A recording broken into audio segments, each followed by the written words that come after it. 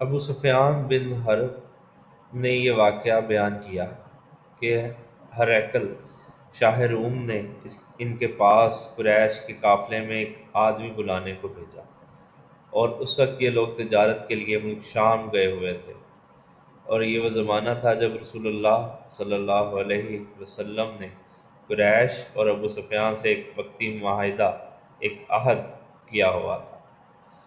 جب ابو سفیان اور دوسرے لوگ ہرقل کے پاس ایلیا پہنچے، جہاں ہرقل نے دربار طلب کیا تھا، اس کے گرد روم کے بڑے بڑے لوگ، علماء، وزراء، امراء بیٹھے ہوئے تھے۔ ہرقل نے ان کو اور اپنے ترجمان کو بلوایا، پھر ان سے پوچھا کہ تم میں سے کون شخص مدعی رسالت کے زیادہ قریبی عزیز ہے؟ ابو سفیان کہتے ہیں کہ میں بول اٹھا کہ میں اس کا سب سے زیادہ قریبی رشتہ دار ہوں۔ یہ سن کر ہرقل نے حکم دیا کہ اس کو، ابو سفیان کو، میرے قریب لا کر بٹھاؤ، اور اس کے ساتھیوں کو اس کی پیٹھ کے پیچھے بٹھا دو۔ پھر اپنے ترجمان سے کہا کہ ان لوگوں سے کہہ دو کہ میں ابو سفیان سے اس شخص، یعنی محمد صلی اللہ علیہ وسلم کے حالات پوچھتا ہوں۔ اگر یہ مجھ سے کسی بات میں جھوٹ بول دے تو تم اس کا جھوٹ ظاہر کر دینا۔ ابو سفیان کا قول ہے کہ اللہ کی قسم، اگر مجھے یہ غیرت نہ آتی کہ یہ لوگ مجھ کو جھٹلائیں گے، تو میں آپ صلی اللہ علیہ وسلم کی نسبت ضرور غلط کوئی سے کام لیتا۔ خیر، پہلی بات جو ہرقل نے مجھ سے پوچھی کہ وہ یہ کہ اس شخص کا خاندان تم لوگوں میں کیسا؟ میں نے کہا وہ تو بڑے اونچے اعلیٰ نسب والے ہیں۔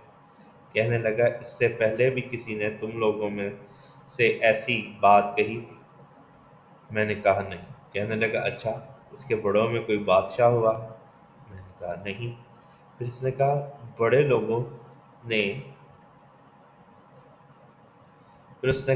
لوگوں نے اس کی پیروی اختیار کی ہے یا کمزوروں نے؟ میں نے کہا نہیں، کمزوروں نے۔ پھر کہنے لگا اس کے تابع دار روز بڑھتے جاتے ہیں یا کوئی ساتھی پھر بھی جاتا ہے؟ میں نے کہا نہیں۔ کہنے لگا کیا اپنے اس دعویٰ نبوت سے پہلے کبھی کسی بھی موقع پر اس نے جھوٹ بولا؟ میں نے کہا نہیں، اور اب ہماری اس سے صلح کی ایک مقرر مدت ٹھہری ہوئی ہے، معلوم نہیں وہ اس میں کیا کرنے والا۔ ابو سفیان کہتے ہیں میں اس بات کے سوا اور کوئی جھوٹ اس گفتگو میں شامل نہیں کر سکا۔ ہرقل نے کہا کیا تمہاری اس سے کبھی لڑائی بھی ہوتی ہے؟ ہم نے کہا کہ ہاں۔ بولا پھر تمہاری اور اس کی جنگ کا کیا حال ہوتا ہے؟ میں نے کہا لڑائی ڈول کی طرح ہے، کبھی وہ ہم سے میدان جنگ جیت لیتے ہیں اور کبھی ہم ان سے جیت لیتے ہیں۔ ہرقل نے پوچھا وہ تمہیں کس بات کا حکم دیتا ہے؟ میں نے کہا وہ کہتا ہے کہ صرف ایک اللہ کی ہی وہ کہتا ہے کہ صرف ایک اللہ ہی کی عبادت کرو، اس کا کسی کو شریک نہ بناؤ، اور اپنے باپ دادا کے شرک باتیں چھوڑ دو، اور ہمیں نماز پڑھنے، سچ بولنے، پرہیزگاری اور صلہ رحمی کا حکم دیتا ہے۔ یہ سب سن کر پھر ہرقل نے اپنے ترجمان سے کہا کہ ابو سفیان سے کہہ دے کہ میں نے تم سے اس کا نسب پوچھا تو تم نے کہا کہ وہ ہم میں اعلیٰ نسب ہے، اور پیغمبر اپنی قوم میں اعلیٰ نسب ہی بھیجے جایا کرتے ہیں۔ میں نے تم سے پوچھا کہ دعویٰ نبوت کی یہ بات تمہارے اندر اس سے پہلے کسی اور نے بھی کہی تھی؟ تو تم نے جواب دیا کہ نہیں۔ تب میں نے اپنے دل میں کہا کہ اگر یہ بات اس سے پہلے کہیں کسی نے کہی ہوتی تو میں یہ سمجھتا کہ اس شخص نے بھی اس بات کی تقلید کی ہے جو پہلے کہی جا چکی ہے۔ میں نے تم سے پوچھا کہ اس کے بڑوں میں کوئی بادشاہ بھی گزرا ہے؟ تم نے کہا کہ نہیں۔ تو میں نے دل میں کہا کہ ان کے بزرگوں میں سے کوئی بادشاہ ہوا ہوگا تو کہہ دوں گا کہ وہ شخص اس بہانے اپنے آباء و اجداد کی بادشاہت اور ان کا ملک دوبارہ حاصل کرنا چاہتا ہے۔ اور میں نے تم سے پوچھا کہ اس بات کے کہنے یعنی پیغمبری کا دعویٰ کرنے سے پہلے تم نے کبھی اس کو دروغ گوئی کا الزام لگایا ہے؟ تم نے کہا کہ نہیں۔ تو میں نے سمجھ لیا کہ جو شخص آدمیوں کے ساتھ دروغ گوئی سے بچے وہ اللہ کے بارے میں کیسے جھوٹی بات کہہ سکتا۔ اور میں نے تم سے پوچھا کہ بڑے لوگ اس کی پیرو ہوتے ہیں یا کمزور لوگ؟ تم نے کہا کمزوروں نے اس کی اتباع کی ہے۔ تو دراصل یہی لوگ پیغمبروں کے متبعین ہوتے ہیں۔ اور میں نے تم سے پوچھا کہ اس کے ساتھی بڑھ رہے ہیں یا کم ہو رہے ہیں؟ تم نے کہا کہ وہ بڑھ رہے ہیں، اور ایمان کی کیفیت یہی ہوتی ہے حتیٰ کہ وہ کامل ہو جاتا ہے۔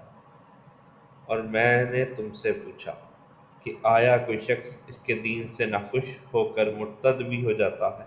تم نے کہا نہیں۔ تو ایمان کی خاصیت بھی یہی ہے کہ جن کے دلوں میں اس کی مسرت رچ بس جائے اور وہ اس سے لوٹا نہیں کرتے۔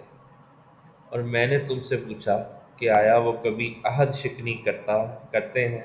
تم نے کہا نہیں۔ پیغمبروں کا یہی حال ہوتا ہے، وہ عہد کی خلاف ورزی نہیں کرتے۔ اور میں نے تم سے کہا کہ وہ تم سے کسی چیز کے لیے کہتے ہیں تو تم نے کہا کہ وہ ہمیں حکم دیتے ہیں کہ اللہ کی عبادت کرو، اس کے ساتھ کسی کو شریک نہ ٹھہراؤ، اور تمہیں بتوں کی پرستش سے روکتے ہیں، سچ بولنے پرہیزگاری کا حکم دیتے ہیں۔ لہٰذا اگر یہ باتیں جو تم کہہ رہے ہو سچ ہیں تو عنقریب وہ اس جگہ کا مالک ہو جائے گا کہ جہاں میرے یہ دونوں پاؤں ہیں۔ مجھے معلوم تھا کہ وہ پیغمبر آنے والا ہے، مگر مجھے یہ معلوم نہیں تھا کہ وہ تمہارے اندر ہوگا۔ اگر میں جانتا کہ اس تک پہنچ سکوں گا تو اس سے ملنے کے لیے ہر تکلیف گوارا کرتا۔ اگر میں اس کے پاس ہوتا تو اس کے پاؤں دھوتا۔ ہرقل نے رسول اللہ صلی اللہ علیہ وسلم وہ خط منگایا جو آپ نے دہیہ کلبی رضی اللہ عنہ کے ذریعے حاکم بصرہ کے پاس بھیجا تھا۔ جب اس نے وہ ہرقل کے پاس بھیج دیا تھا اور اس کو پڑھا تو اس میں لکھا تھا، اللہ کے نام کے ساتھ جو نہایت مہربان اور رحم والا ہے۔ اللہ کے بندے اور اس کے پیغمبر محمد صلی اللہ علیہ وسلم کی طرف سے یہ خط ہے شاہ روم کے لیے۔ اس شخص پر سلام ہو جو ہدایت کی پیروی کرے۔ اس کے بعد میں آپ کے سامنے دعوت اسلام پیش کرتا ہوں، یعنی کہ اس کے بعد میں آپ کے سامنے دعوت اسلام پیش کرتا ہوں۔ اگر آپ اسلام لے آئیں تو دین و دنیا میں سلامتی نصیب ہوگی، اللہ آپ کو دوہرا ثواب دے گا، اور اگر آپ میری دعوت سے روگردانی کریں گے تو آپ کی رعایا کا گناہ بھی آپ ہی پر ہو۔ اور اے اہل کتاب، ایک ایسی بات پر آ جاؤ جو ہمارے تمہارے درمیان یکساں ہے، وہ یہ کہ ہم اللہ کے سوا کسی کی عبادت نہیں کریں گے اور کسی کو اس کا شریک نہیں ٹھہرائیں گے، اور نہ ہم میں سے کوئی کسی کو اللہ کے سوا اپنا رب بنائے گا۔ پھر اگر وہ اہل کتاب اس بات سے منہ پھیر لیں تو مسلمانوں تم ان سے کہہ دو کہ تم مانو یا نہ مانو، ہم تو ایک اللہ کی اطاعت گزار ہیں۔ ابو سفیان کہتے ہیں جب ہرقل نے جو کچھ کہنا تھا کہہ دیا، خط پڑھ کر فارغ ہوا تو اس کے ارد گرد بہت شور و غوغا ہوا، بہت سی آوازیں اٹھی اور ہمیں باہر نکال دیا گیا۔ تب میں نے اپنے ساتھیوں سے کہا کہ ابو کبشہ کے بیٹے کا معاملہ تو بہت بڑھ گیا، دیکھو تو اس سے بنی عسکر روم کا بادشاہ بھی ڈرتا ہے۔ مجھے اس وقت سے اس بات کا یقین ہو گیا کہ نبی کریم صلی اللہ علیہ وسلم عنقریب غالب ہو کر رہیں گے، حتیٰ کہ اللہ نے مجھے مسلمان کر دیا۔ راوی بیان کرتے ہیں کہ ابن نطور ایلیا کا حاکم، ہرقل کا مصاحب اور شام کے نصارہ کا لاٹ پادری بیان کرتا تھا کہ ہریکل جب ایلیا آیا ایک دن صبح کو پریشان اٹھا تو اس کے درباریوں نے دریافت کیا کہ آج آپ کی حالت بدلی ہوئی پاتے ہیں، کیا وجہ ہے؟ ابن ناتور کا بیان ہے کہ ہریکل نجومی تھا، علم نجوم میں وہ پوری مہارت رکھتا تھا۔ اس نے اپنے ہم نشینوں کو بتایا کہ میں نے آج رات ستاروں پر نظر ڈالی تو دیکھا کہ ختنہ کرنے والوں کا بادشاہ ہمارے ملک پر غالب آ گیا ہے۔ بھلا اس اس زمانے میں کون لوگ ختنہ کرتے ہیں؟ انہوں نے کہا کہ یہود کے سوا کوئی خطرہ نہیں کرتا، سو ان کی وجہ سے پریشان نہ ہو۔ سلطنت کے تمام شہروں میں یہ حکم لکھ بھیجیے کہ وہاں جتنے یہودی ہوں سب قتل کر دیے جائیں۔ وہ لوگ انہی باتوں میں مشغول تھے کہ ہریکل کے پاس ایک آدمی لایا گیا جسے شاہ غسان نے بھیجا تھا۔ اس نے رسول اللہ صلی اللہ علیہ وسلم کے حالات بیان کیے۔ جب ہریکل نے سارے حالات سن لیے تو کہا کہ جا کر دیکھو وہ ختنہ کیے ہوئے ہیں یا نہیں۔ انہوں نے اسے دیکھا تو بتلایا کہ وہ ختنہ کیا ہوا ہے۔ ہریکل نے جب اس شخص سے عرب کے بارے میں پوچھا تو اس نے بتلایا کہ یہ ختنہ کرتے ہیں۔ تب ہریکل نے کہا کہ یہ ہی اس امت کے بادشاہ ہیں جو پیدا ہو چکے ہیں۔ پھر اس نے اپنے ایک دوست کو رومیہ خط لکھا، اور وہ بھی علم نجوم سے ہریکل کی طرح ماہر تھا۔ پھر وہاں سے ہریکل حمص چلا گیا۔ ابھی حمص سے نکلا نہیں تھا کہ اس کے دوست کا خط اس کے جواب میں آ گیا۔ اس کی رائے بھی نبی کریم صلی اللہ علیہ وسلم کے ظہور کے بارے میں ہریکل کے موافق تھی کہ محمد صلی اللہ علیہ وسلم واقعی پیغمبر ہیں۔ اس کے بعد ہریکل نے روم کے بڑے بڑے آدمیوں کو اپنے حصص کے محل میں طلب کیا اور اس کے حکم سے محل کے دروازے بند کر لیے گئے۔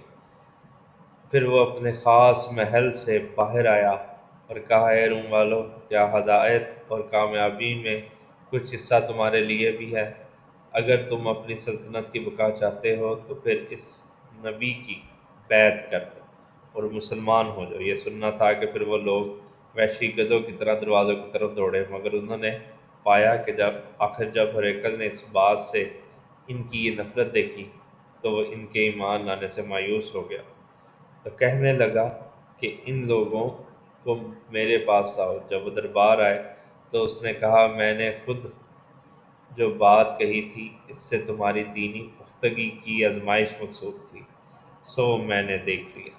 تب یہ بات سن کر وہ سب کے سب اس کے سامنے سجدے میں گر پڑے اور اس سے خوش ہو گئے۔ بالآخر ہریکل کی آخری حالت یہی رہی۔ ابو عبداللہ کہتے ہیں کہ اس حدیث کو صالح بن کیسان، یونس اور مومن نے بھی زہری سے ہی روایت کیا ہے۔